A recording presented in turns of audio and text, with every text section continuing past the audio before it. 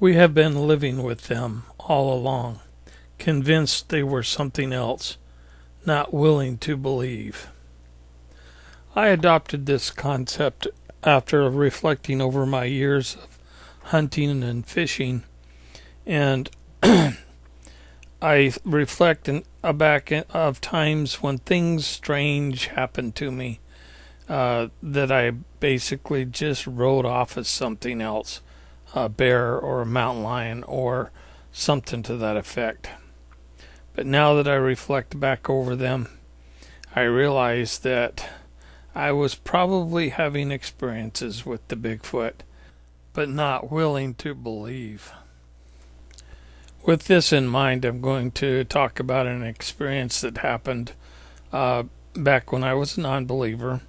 My brother-in-law and I, we had gone hunting.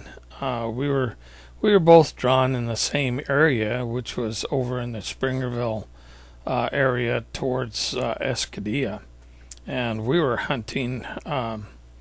Started out typical in the morning. We took off and was working our way up the mountainside, and we ran into 4 other hunters that were coming down off the hill pretty fast, and they stopped just long enough to talk to them for a few minutes anyway, and they said that they had shot a 4-point buck. They tried tracking it and were unsuccessful in locating the body. They were giving up and heading back, and we were walking to the carcass if we found it. So they pointed out the area. We could see where the area was up on the hill. So my brother-in-law decided, man, we don't want to waste a good deer, so we decided to go for it. Funny thing is, now that I reflect over that, they were coming down off the hill about 10 o'clock in the morning.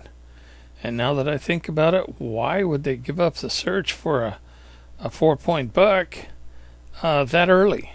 They had plenty of time. And then when they were coming off the hill, they were coming off pretty darn fast. Well, my brother-in-law and I, we headed up that direction, and it didn't take us too long to pick up the blood trail. They had hit the deer pretty good, and it was bleeding profusely. So we had no troubles following it. It had gotten into the snow, and of course, blood on snow, it sticks out pretty darn good. So we continued to follow it, and it went into a very large thicket, a lot of pine trees, and that didn't stop us any. We still finding the blood trail, and we found where the deer had laid down to thrash. Generally speaking, that's it's going to die, and most hunters know that if you shoot a deer and it's mortally wounded, not to chase after it directly. Just let it go and it'll slow down and it'll die. But if you continue to chase it, it'll continue to run.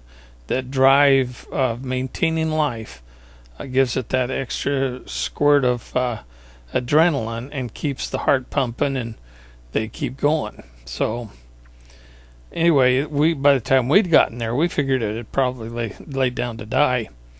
Well, it had gotten back up, and the blood trail continued.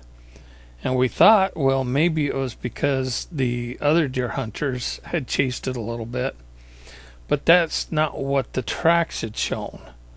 There was no sign of the hunters.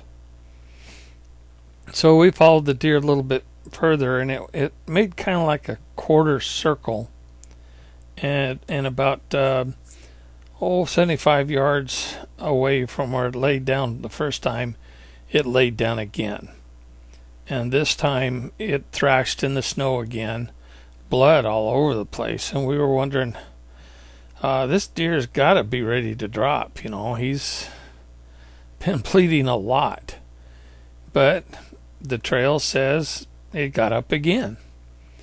So we took off after it again. It made another quarter circle of about 75 yards again, and it laid down, and it thrashed, and there was blood all over the place. Still no deer. But however, this time there was no tracks. It didn't get up. It was just gone. We decided we needed to fan out a little bit and circle around. So we went out about 20 yards and did a complete circle around the thrashing area. No tracks. We went out a bit further, another 20 to 30 yards. Did another circle around the whole entire area. Still no tracks.